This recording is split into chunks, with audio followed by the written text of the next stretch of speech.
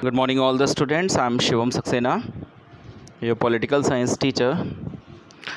In the previous online lecture classes, we have discussed about the chapter, and the name of this chapter is The End of Bipolarities.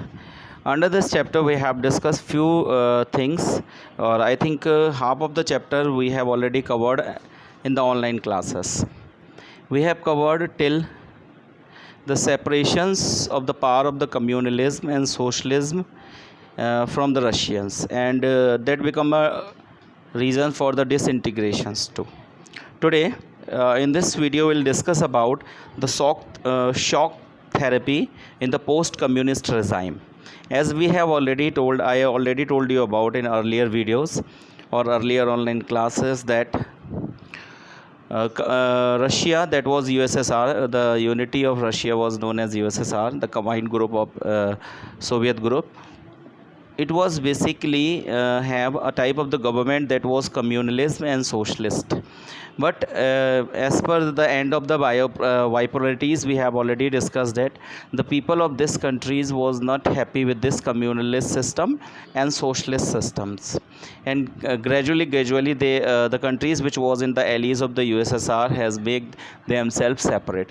So in this way, the USSR has to leave this particular system, and they have leave the communalist system, and they also adopted the system that was known as a capitalism and liberalism systems. ठीक है, that was basically followed in the US only. Few also reasons was there, इसके पीछे कुछ और basic reasons was also being there जो हमने discuss किए थे कि US जो है वो बहुत तेज़ी से इकोनॉमिकल डेवलपमेंट कर रहा था, और जबकि रशिया जो है वो पिछड़ता चला जा रहा था. तो वहाँ के जो लोग थे उन्होंने सिंपली इस चीज़ का कंसिडरेशन करना शुरू किया कि the socialist system which was being adopted by the Russia is not good, and gradually they have make a revolutions to make changes from this system to another system. And one of the most important points of this particular is shock therapy in the post-communist regime. See, the model of transitions in Russia, Central Asia and East Europe from an authoritarian socialist system to the democratic capitalist system, which was influenced by the World Bank and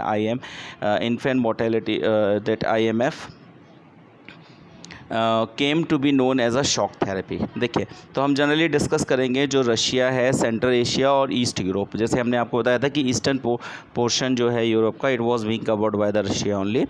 ठीक है, तो इसका जितना भी ऑथेरियंस था earlier it was socialist system, और अब जो है वो किस में ट्रांसफॉर्म हो गया, ये it has leaved from the socialistic to capitalist system. और जो कैपिटलिस्ट सिस्टम है वो किसके द्वारा इन्फ्लुएंस्ड है, वर्ल्ड बैंक के द्वारा, IMF के द्वारा. और इस जो ट्रांसिशन हुआ इसको बोला जाता है शॉक थेरेपी. ठीक है, this process of transitions was due to the collapse of the communalism.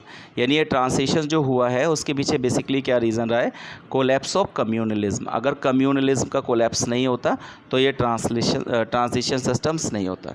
ठीक है, उसके बाद देख सकिए, there was need to make a total shift to capitalist economy which meant rooting out completely any structure involve during the Soviet period. देखिए, there was a need to make a total shift to the capitalistic. I already told that it is shifting from communalist to the capitalist, socialist to the capitalist system में ये translate हो रहा था, यानी change हो रहा था. लेकिन पूरी तरीक़ों से चेंज नहीं हुआ था. पूरी तरीक़ों से चेंज करना है तो उसके लिए it which meant that roots out completely any structure involve during the socialist period. यानी हर एक स्ट्रक्चर जो सोशलिस्ट इन्वॉल्व कर रहे हैं उस पूरे स्ट्रक्चर को रूट से यानी जड़ से चेंज करने की ज़रूरत है. Shock therapy also involve drastic changes in the external orientations of these economy. यानी जब शॉक थेरेपी अडॉप्ट की गई, यानी जब वहाँ पर सोशलिस्ट से कैपिटलिस्ट में कन्वर्शन किया गया, तो the people of Russia has seen drastic changes over there. It also involve a breaks up of existing trades,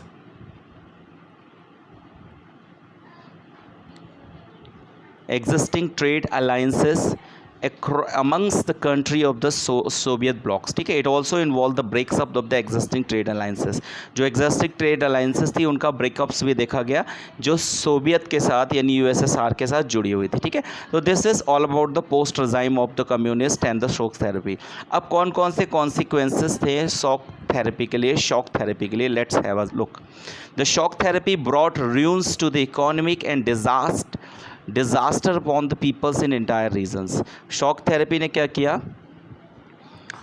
बर्बादी लेके आया और इकॉनमी की बर्बादी लेके आया और पूरी तरीक़ों से इंटायर रीजन्स के लोगों को बर्बाद कर दिया. The value of the Russian currency जो रूबेल होती है decline drastically.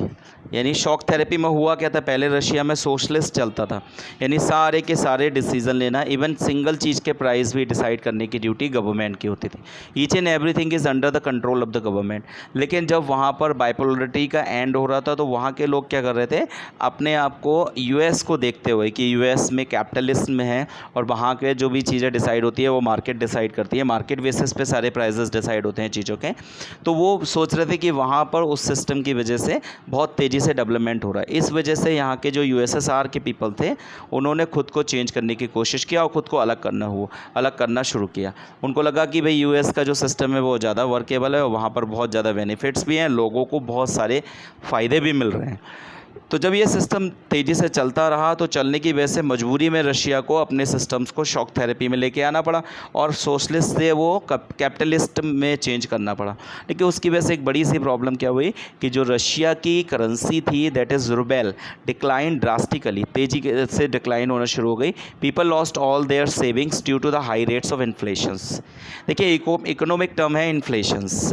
Value of the money is up and down जब होती है तो इन्फ्लेशन और डिफ्लेशन टर्म्स यूज़ होता है.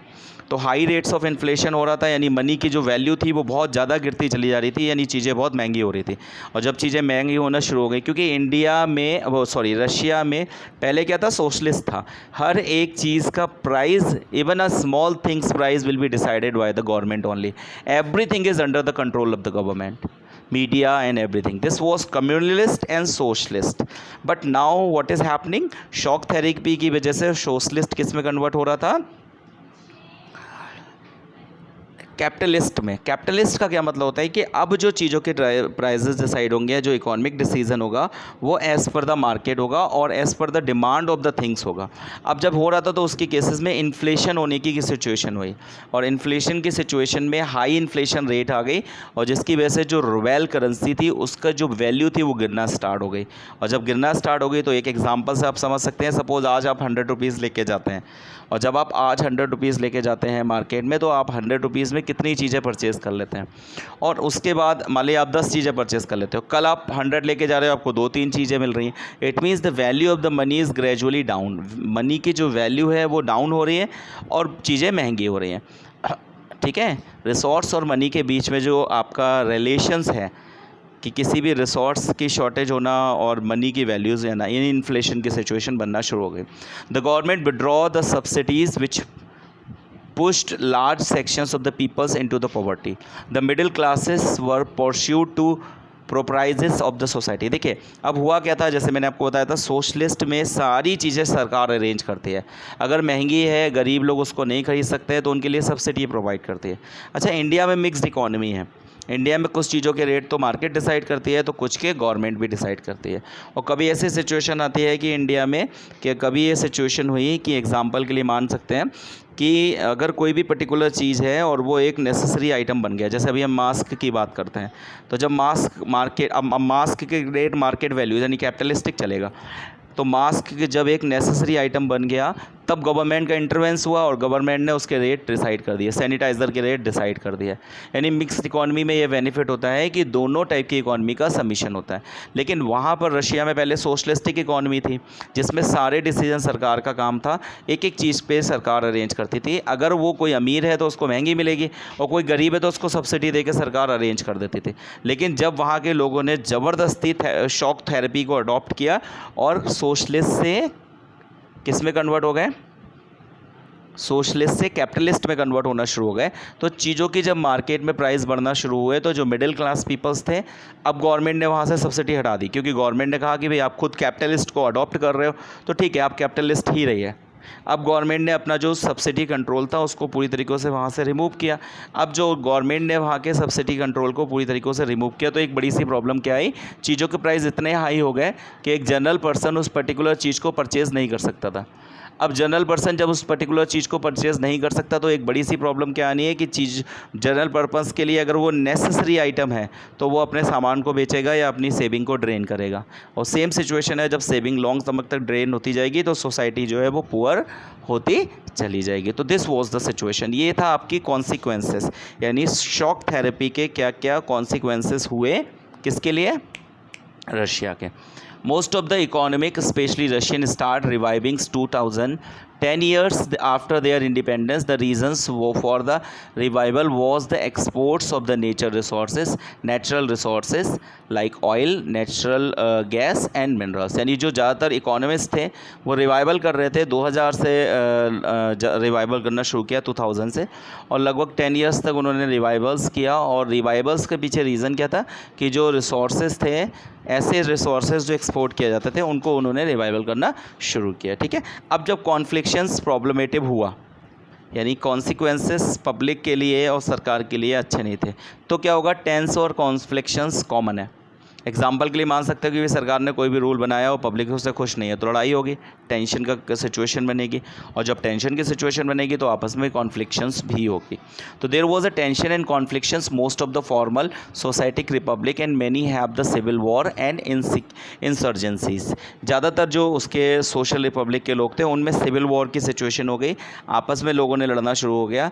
देखिए अब क्या है, एक एग्जाम्पल के लिए कोई भी नेसेसरी चीज़ बहुत कॉस्टली है और लोगों के पास पैसा नहीं है तो वो क्या करेंगे, वो या तो चोरी करना शुरू करेंगे या लड़ना शुरू कर देंगे या छीनना शुरू कर देंगे, और दोनों सिचुएशन में सिविल वॉर की सिचुएशन बनती है। ठीक है, in Russia the two republic Chechnya और Dagestan have been violated secessionist movements. ठीक है, और Tajikistan withdraw a civil war from almost 10 years till 2001 witnesses the civil war, और 10 ईयर्स तक लगभग सिविल वॉर की सिचुएशन तजिकिस्तान में पहुंची थी। The reason has many sectarians conflict. ठीक है, सेंट्रल एशिया टू, यानी जितने भी एलीज थे सोवियत के उनमें ऑलमोस्ट एरियाज़ में, यहाँ पे जैसे हमने बहुत सारे लिख रखे हैं, you can read it out them, कि बहुत सारे एरियाज़ जो थे ऐसे उनमें क्या हुआ, सिविल वॉर की सिचुएशन जनरली होती चली गई।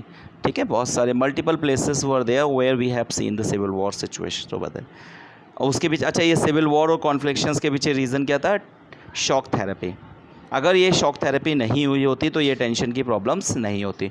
शॉक थेरेपी हुई, सोशलिस्ट थे वहाँ के लोगों ने अडॉप्ट करना शुरू किया, कौन सी इकोनॉमी को, कैपिटलिस्ट को। ठीक है, India and the post communist countries. अब देखिए यहाँ पर इंडिया और पोस्ट कम्युनिस्ट कंट्रीज़ के बारे में we will discuss in the next video. ठीक है, थैंक यू वेरी मच।